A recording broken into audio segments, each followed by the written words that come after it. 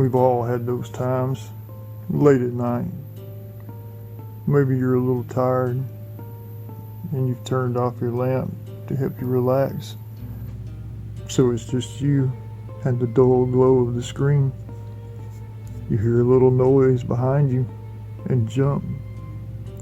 You turn around and there's a jet black silhouette of a man in the corner. But as your eyes focus, you realize it's only your curtain.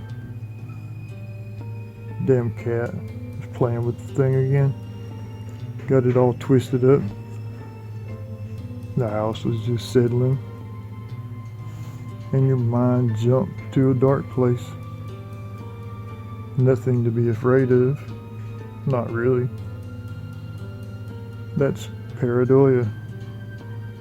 It happens to everybody at some point. So you shrug it off and go on with your day. But what if you don't? Is there a tiny, slim chance that you're getting a peek behind the veil of reality just for a split second? There, on the edge of your awareness, where shapes become ambiguous and the rational part of your brain thinks it isn't worth attention. Maybe you're the kind that's afraid of missing out on something, even if that something wants to shove thumbtacks under your eyelids. Maybe that's just me. The days go by, and you've always got one little corner of your mind focused on that fuzzy line where vision ends. Nothing noteworthy happens for the longest time, and you start telling yourself what a silly idea this was. Monsters, please. Just when you start to lay the idea to rest for good, it happens again. A dark shape. Something less than a man, but more than an animal. Two cold red eyes that ooze hunger. Still, it's only a vague impression of evil. You whip your head around, your heart hammering at your ears. Just the damn lamp. Maybe your brain is just showing you what you expect to be there. After all, the mind plays tricks to keep reality in line with expectations. Still, you're really interested now. Whatever this is has your attentions, and you've never been able to let the thing rest. Once it piques your curiosity, you become even more vigilant. In the back of your mind, you take stock of your peripheral vision. You try to push out further, expanding your vision beyond that impossible to place boundary between sight and darkness. You're dedicated to this crazy task now. For nearly 3 weeks straight, you probe, but to no avail. The curtain isn't drawing back any further. You see nothing out of the ordinary, so you give it a rest, once and for all. It's silly to think there's some hidden place between realities, that of billions and billions of people you're the first to notice. You always wanted to be special, didn't you? So you go back to the humdrum of daily routine. Maybe you were just bored, and then one night you're back at the computer reading about some political snafu in the Middle East. You're not really into it, but you couldn't be bothered to find something better to do. Not right before bed. The room is dark.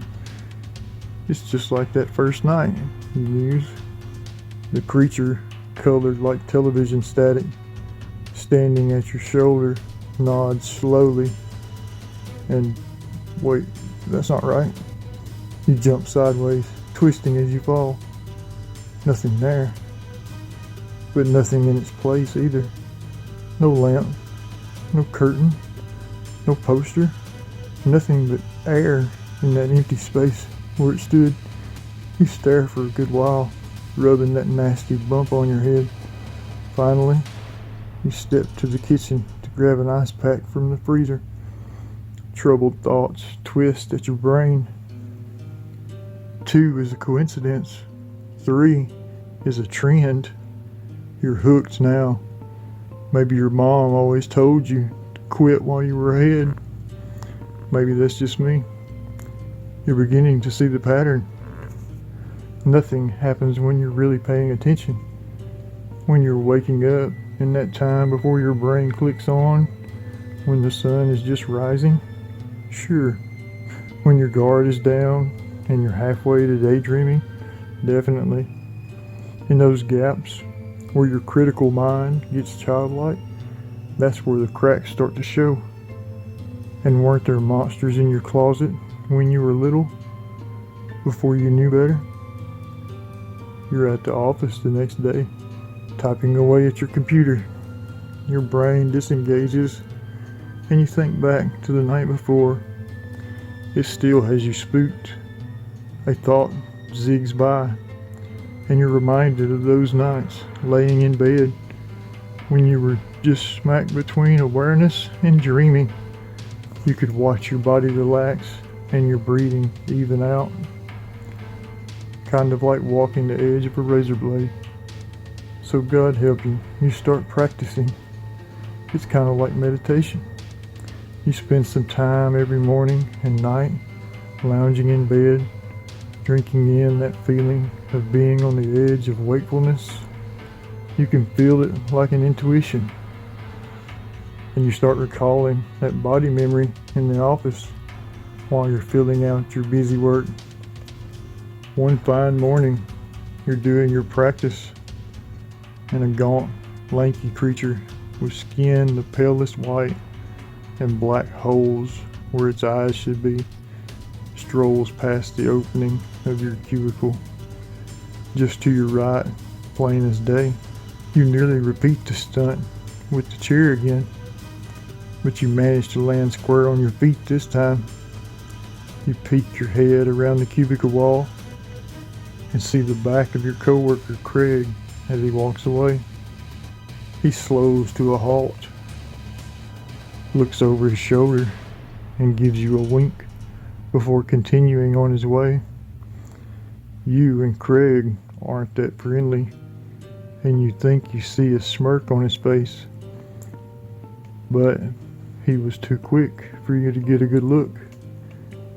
It's just your imagination, right? Right? What's up, guys? It's me again, Fear the Greatwhite. Hope you enjoyed that.